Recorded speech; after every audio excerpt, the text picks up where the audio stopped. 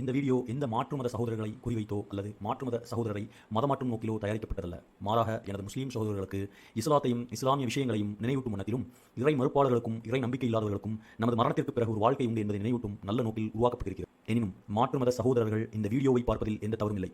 உங்கள் மனதில் ஏற்படும் கேள்விகளை கமெண்டில் அல்லது கொடுக்கப்பட்ட மெயில் ஐடியில் பதிவிட்டு அதற்குண்டான பதிலை இன்ஷா அல்லாஹ் அடுத்தடுத்த வீடியோக்களிலோ அல்லது நேரடி பதிலாகவோ பெற்றுக்கொள்வீர்கள் இன்ஷா அல்லாஹ். This video is not intended to target or convert individuals for the faith to Islam. Rather, it is created to remind my Muslim brothers and sisters about Islam and Islamic matters. Additionally, it serves to remind atheists and non-believers of life after death with good intentions. However, individuals of other faiths are welcome to watch this video. If you have any questions, please feel free to post them in the comments or send them to the provided email address. We will strive to address your queries in subsequent videos or directly, inshallah. Assalamu alaikum, my brothers and sisters. Assalamu alaikum wa rahmatullahi wa barakatuhu. Hi my brothers and sisters. இன்னைக்கு இருக்கிற நம்மளோட modern Muslim brothers and sisters கிட்ட இஸ்லாத்தை பற்றின ஒரு பயம் இருக்குது.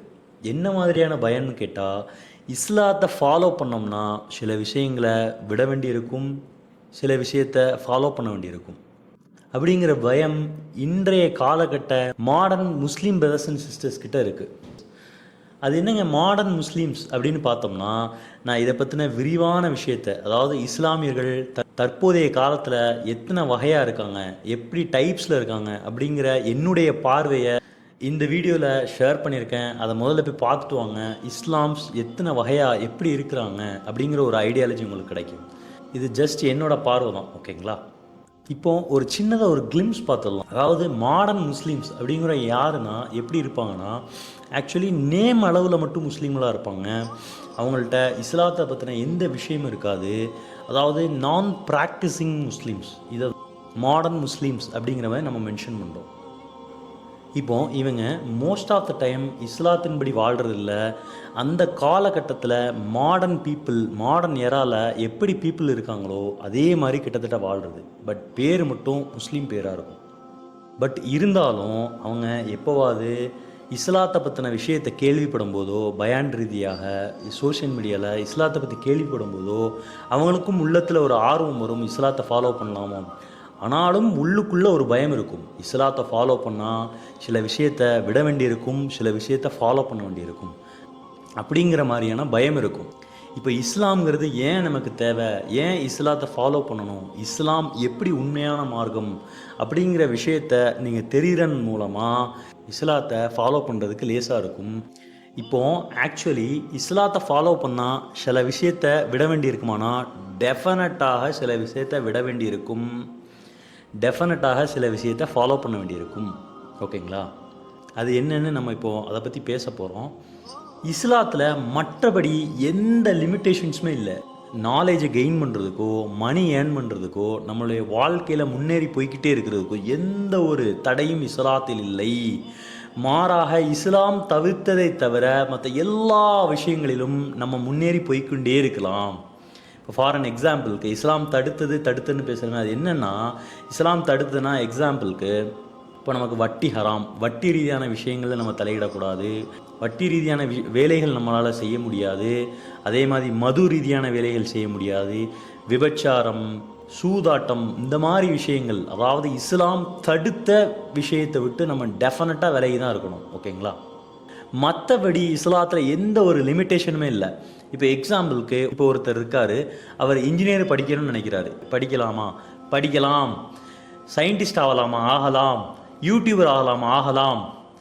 But as a Islamic engineer, Islamic YouTuber, Islamic சயின்டிஸ்டாக இருக்கிறோம்.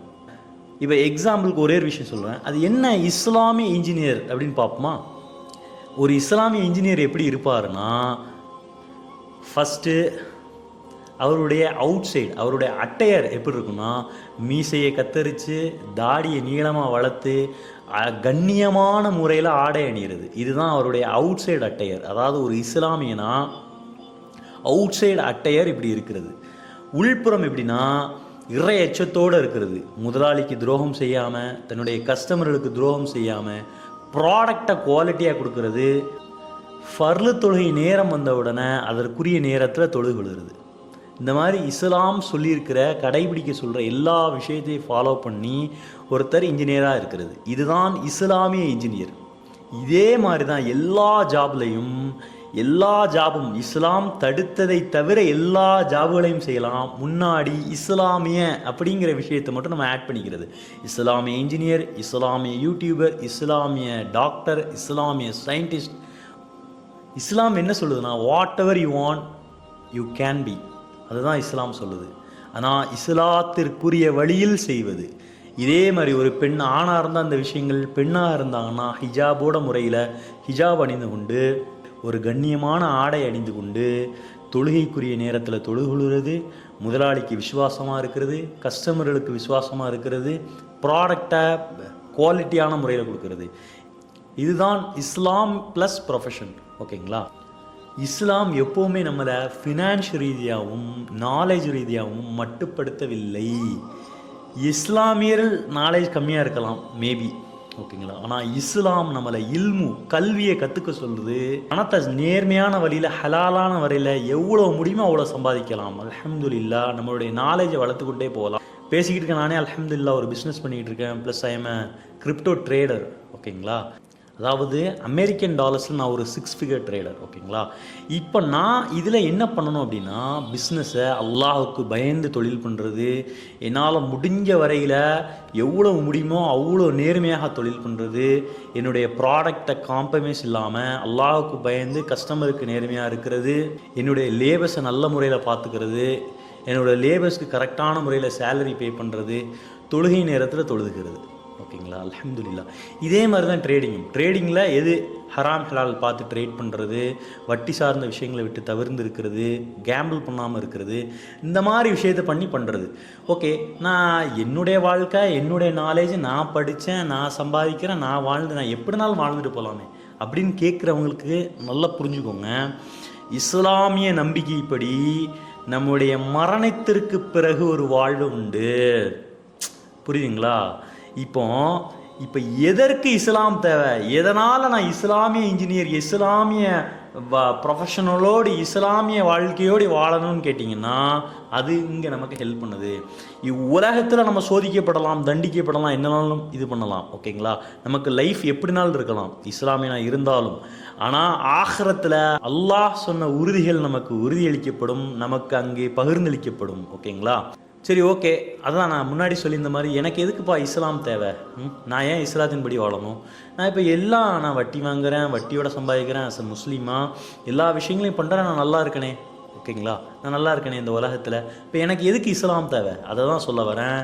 நம்ம மவுத்தாகும்போது, அதாவது நம்மளுடைய மரண தருவாயில் அப்போ இருந்தே நம்மளுடைய விஷயங்கள் எல்லாம், இஸ்லாம் சொல்லக்கூடிய விஷயங்கள் எல்லாம் ஸ்டார்ட் ஆயிரும். நமக்கு மவுத், நம்மளுடைய ரூஹை கைப்பற்ற யார் வருவா? மலக்குல் மவுத் வருவார். அப்போ தான் நமக்கு ரியலைஸ் ஆகும், ஓஹோ ஆமாம், இப்படி நான் எப்போவோ கேட்ட ஹதீஸ்கள்லாம் ஞாபகம் வருதே, ஐயோ கை சேதம் அடைஞ்சிட்டோமே, இஸ்லாமியனா வாழ்ந்திருக்கலாமே அப்படிங்கிற விஷயம் வரும். நண்பர்களே, இது முழுக்க இஸ்லாமிய நம்பிக்கை குறித்து இப்போ மாற்று மத சகோதரர்கள் பார்த்துக்கிட்டு இருக்கலாம். உங்களுடைய நம்பிக்கை முற்றிலுமாக வேறாக இருக்கலாம். இது யாருடைய மனதையும் புண்படுத்தும் நோக்கமல்ல. இது முழுக்க இஸ்லாமிய நம்பிக்கை சார்ந்து. இதன் மேலே உங்களுக்கு நம்பிக்கை இல்லாமல் கூட இருக்கலாம், உங்களுடைய பிலீஃப் எப்படினாலும் இருக்கலாம். ஓகேங்களா? பட் இது முழுக்க இஸ்லாமிய நம்பிக்கை சார்ந்து பேசுகிறது. ஓகேங்களா? சரி, ஓகே, வீடியோக்குள்ளே போகலாம். அப்போ என்ன ஆகும்? ஒரு நல்ல மனிதராக, ஒரு நபிகள் நாயகம் ஸல்லல்லாஹு அலைஹி வஸல்லம் வாழ்ந்த வாழ்க்கையின்படி வாழ்ந்தவராக, அல்லாஹ் சொன்ன விஷயங்களை கடைபிடித்து வாழ்ந்தவராக இருந்தால் நம்முடைய மரண நேரம் லேசாக்கப்படும். மலக்குல் மௌத் நம்முடைய ரூஹை எளிதான முறையிலே கைப்பற்றுவார். அல்லாஹ் அக்பர், அல்லாஹ் அக்பர். நம்முடைய நாவிலே கலிமா நசீபாகும், லா இலாஹ இல்லல்லாஹ் முஹம்மது ரசூலுல்லாஹ். அதுதான் கேட்வே டு எவ்ரிதிங். ஓகேங்களா? அதாவது நம்மளுடைய ஆஃப்டர் லைஃப், டெத்துக்கு அப்புறம் நமக்கு ஒரு லைஃப் இருக்குது பார்த்தீங்களா? அப்போ இந்த கலிமா தான் நம்மளுடைய கேட்வே டூல், ஒரு டூல். அதாவது சொர்க்கத்துக்குள்ள என்ட்ராகிறதுக்கும், நம்மளுடைய கபூர் லைஃப் நல்லா இருக்கிறதுக்கும். ஓகேங்களா? அதுக்கப்புறம் எல்லாம் முடிஞ்சு கபூரில் கொண்டு வச்சாச்சு. கேள்வி எழுப்பப்படும் நமக்கு ஒரு 3 கேள்வி. மன் ரப்புக்க, மா தீனுக்க, மன் நபியுக்க. அல்லாஹ் அக்பர், அல்லாஹ் அக்பர். Who is your lord? What is your religion? Who is your prophet? இதுக்கு இப்போ என் நாலேஜை வச்சு சும்மா ஹூ இஸ் யர் லார்ட்னா Allah. What is your religion? தீன். Who is your prophet? My prophet is Muhammad நபி ஸல்லல்லாஹு அலைஹி வஸல்லம் அப்படின்னு இப்போ ஈஸியாக யாருனாலும் சொல்லிடலாம். புரியுதுங்களா? யாருனாலும் சொல்லிடலாம். அங்கே யார் இதன்படி வாழ்ந்திருக்கிறாங்களோ அவங்களால மட்டும்தான் இதற்கு ஆன்சர் சொல்ல முடியும். இதற்கு ஆன்சர் சொன்னால் மட்டும்தான் நம்மளுடைய கபூர் லைஃப் அல்லாஹுடைய கிருபையை கொண்டு லேசாக்கப்படும், விசாலமாக்கப்படும். ஓகேங்களா? நல்லா சிந்திச்சு பார்க்கணும். அது ஒரு தனிமை, உலகத்திலே ஒரு தனிமை இருக்கிறது என்றால், அதாவது நீங்கள் நார்மலாக சொல்லக்கூடிய தனிமை இல்லை அது. இதை யாருமே கோத்ரூ பண்ணியிருக்க முடியாது. அப்படியாப்பட்ட ஒரு தனிமை இருக்கும். ஓகேங்களா? அந்த சக்கராத்துடைய நேரம், அதாவது நம்முடைய இறப்பின் காலகட்டத்தில். ஓகேங்களா? நண்பர்கள் நிற்பாங்க, சுற்றி தாயார் நிற்பாங்க, தந்தை நிற்பாங்க, சகோதரர்கள் நிற்பாங்க, மகள் நிற்பாங்க, மனைவி நிற்பாங்க. யாராலையும் எந்த ஒரு ஹெல்ப்பும் பண்ண முடியாது. புரியுதுங்களா? எதற்கு இஸ்லாம் தேவைன்னு சொல்கிறேன்? அங்கே ரப்பு அஸ் நம்ம மட்டும் இருப்போம். வேற எந்த சிபாரிசும் ஏற்றுக்கொள்ளப்படாது. இங்கே உரிமைன்னு கொடி பிடிச்ச அமைப்புகளும் வர முடியாது. புரியுதுங்களா? நம்மளுடைய இந்த முற்போக்குத்தனம் பேசிக்கிட்டு இருக்க விஷயங்களும் வராது. எந்த ஒரு விஷயம், எந்த நபர்களும் இங்கே சப்போர்ட்டு, அடிமைத்தனம், பெண் அடிமைத்தனம்னு பேசுகிற அமைப்புகளும் வர முடியாது, முற்போக்குன்னு பேசுகிற அமைப்புகளும் வர முடியாது, எந்த நபரும் வர முடியாது. அது 1 to 1. ஓகேங்களா? அங்கே நம்ம முற்றிலுமாக பலகீனமாக்கப்பட்டு இருப்போம். அப்போ நம்ம செஞ்ச செயல்கள் அல்லாஹ்காண்டி செஞ்சுருக்கோமா, அல்லாஹ் சொன்னபடி நடந்திருக்கோமா, நபி ஸல்லல்லாஹு அலைஹி வஸல்லம் வாழ்ந்த வாழ்க்கையின்படி வாழ்ந்திருக்கோமாங்கிறத பொறுத்து இருக்கு. இப்போ புரியுதுங்களா? இஸ்லாம் எதுக்கு தேவைன்னு? இஸ்லாத்தை ஒவ்வொருத்தரும் சும்மா ஃபாலோ பண்ணிக்கிட்டு இருக்கிறதுக்கு இல்லை. புரியுதுங்களா? எல்லாருக்குமே தன்னுடைய ஆசாபாசங்கள் இருக்கும். ஆனால் தீன் இஸ்லாமியர்களுக்கு ஒரு கட்டுக்கோப்பானது, ஒரு நெறிப்படுத்தக்கூடியது, ஒரு கடிவாளம் போன்றது. ஓகேங்களா? நாங்கள் ஒரு ரெஸ்ட்ரிக்ஷனோட, ஒரு கண்டிப்போட, ஒரு கடிவாளத்தோட இருக்கனா, இன்ஷா அல்லாஹ் என்னுடைய ஆஃப்டர் லைஃப்க்கு அப்புறம் ஃபுல் ஃப்ரீயாக இருக்க போகிறோன்னு அர்த்தம். புரியுதுங்களா? நம்ம அதுக்காண்டி நம்ம ஒன்றும் இது பண்ண போகிறதில்ல. நம்ம எல்லாம் செய்கிறதுக்கான அல்லாஹ்காண்டி நம்ம செய்கிறோம். பட் மிகப்பெரிய விஷயம் அங்கே இருக்குது. அல்லாஹ் அக்பர். அதை வரக்கூடிய காலங்களில் அதை பற்றி பேச போகிறோம். சொர்க்கம் எப்படி இருக்க போகுது, நரகம் எப்படி இருக்க போகுது அப்படிங்கிற விஷயங்கள் எல்லாம் பேச போகிறோம். புரியுதுங்களா? இப்போ ஆஃப்டர் லைஃப், ஓகேங்களா, இப்போ டெத்துக்கு அப்புறம் உங்களுக்கு தெரிய வருது, ஆமாம் இஸ்லாம் ஒன்று இருக்குது, மலக்குல் மௌத் வந்தார், கேள்விகள் கேட்டார், அங்கே போய் என்ன ரியலைஸ் பண்ண முடியும்? புரியுதுங்களா? அப்போ ஆஃப்டர் லைஃபுக்கு நம்ம இஸ்லாத்தின் படி வாழ்ந்து மௌத்தாவது தான் ஒரே வழி.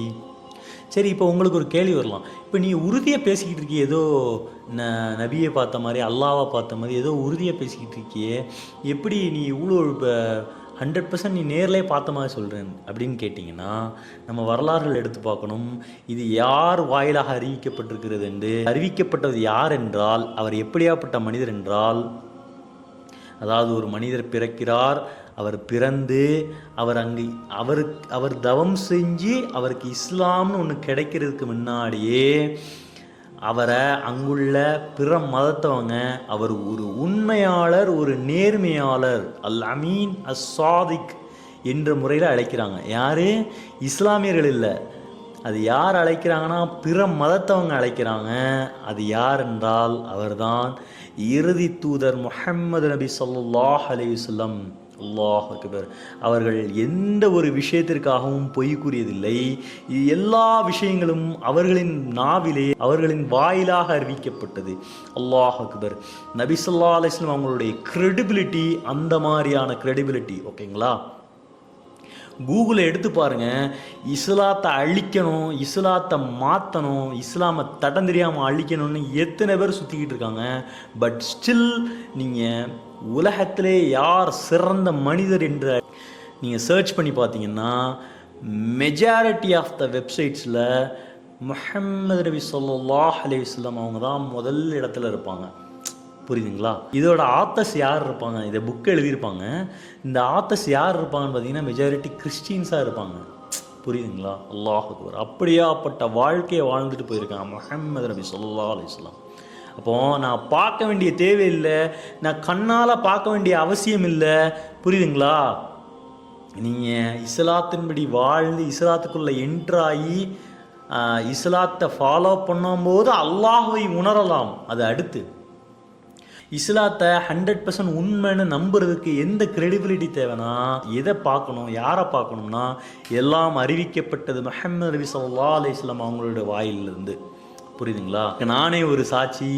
சவுதி அரேபியாவிலேருந்து எங்கே வந்திருக்கு பாருங்க இஸ்லாம். புரியுதுங்களா? அல்லாஹ் அக்பர், அல்லாஹ் அக்பர். இப்போ நான் சொல்ல வர விஷயம் என்னென்னா, நீங்கள் எப்படினாலும் வாழலாங்க. புரியுதுங்களா? நீங்கள் மாடனாக வாழலாம், நீங்கள் எப்படினாலும் வாழலாம்.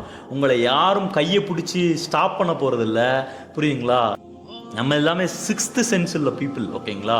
நம்ம ஃப்யூச்சரை நோக்கி யார் இன்னைக்கே வேலை பார்த்து வைக்கிறாங்களோ அவங்க தான் இம்மையிலையும் ஸ்மார்ட்டஸ்ட் பர்சன், அதாவது இந்த உலகத்துலேயும் ஸ்மார்ட்டஸ்ட் பர்சன். நம்மளுடைய ஆஃப்டர் டெத்து உள்ள லைஃப்காண்டி வேலை பார்க்குறவங்களும் உழைப்பு செய்கிறவங்களும் அவங்களும் மிகப்பெரிய ஸ்மார்ட்டஸ்ட் பர்சன். புரியுதுங்களா? ஸோ அப்போது நீங்கள் கொஞ்சம் இஸ்லாம்னா என்ன, இஸ்லாமில் என்ன சொல்லியிருக்கு அப்படின்னு முழுமையாக படிங்க. அல்லாஹ் இடத்துல துவா செய்யுங்க, அல்லாஹ் எனக்கு நேர்வழியை கொடு என்று. இன்ஷா அல்லாஹ் டெஃபினட்டாக நம்மளால் இஸ்லாத்துக்குள்ளே முழுமையாக வாழ முடியும். புரியுதுங்களா? இப்போ இஸ்லாத்தை ஃபாலோ பண்ணுற நான் சொல்கிறேன், எனக்கு இஸ்லாம் பேக்வேர்டாக இருக்கான்னு கேட்டால் டெஃபினட்டாக இல்லை. ஓகேங்களா? ஏன்னா நான் ஃபினான்ஷியல் ரீதியாகவும் நல்லா இருக்கேன், மென்டல் பீஸ் ரீதியாகவும் நல்லா இருக்கேன். அல்ஹம்துலில்லாஹ் எல்லா விஷயத்தையும் நல்லா இருக்கேன். சோதனைகள் வந்து போகலாம், ஆனால் எனக்கு தெரியும் இந்த சோதனைகள் என்ன செஞ்சாலும் என்னுடைய ஈமானில் இன்ஷா அல்லாஹ் எந்த மாற்றம் வரப்போகிறதில்ல. ஆனால் இங்கே சோதனையாக இருக்கலாம், இங்கே வேதனைகளாக இருக்கலாம், சில நேரத்தில் அல்லாஹ் நம்மளை சோதிச்சு பார்க்கலாம். ஆனால் அங்கே போயாச்சுன்னா இன்ஷா அல்லாஹ் கலிமாவோட மௌத்தாயிட்டம் சொன்னால் அங்கே நமக்கு பெர்மனண்ட் ஒரு கான்ஸ்டண்ட்டான வாழ்க்கை இருக்க போகுது, பெர்மனண்ட்டான ஒரு வாழ்க்கை இருக்க போகுது, ஒரு ஹாப்பியஸ்டான வாழ்க்கை இருக்க போகுது. ஸோ இன்ஷா அல்லாஹ் இஸ்லாத்தை பற்றி படிங்க, இஸ்லாத்தை பற்றி தெரிஞ்சுக்கோங்க. நம்மளும் வரக்கூடிய நாட்களில் எப்படி ரெலவெண்ட்டாக இப்போ உள்ள டயத்தில் இஸ்லாத்தை பற்றி பேசணும் அப்படிங்கிற விஷயத்தை பற்றி நம்ம வீடியோஸ் மேக் பண்ண இருக்கிறோம் இன்ஷா அல்லாஹ். ஸோ துவா செய்யுங்க. அஸ்ஸலாமு அலைக்கும் வரஹ்மத்துல்லாஹி வபரகாத்துஹு.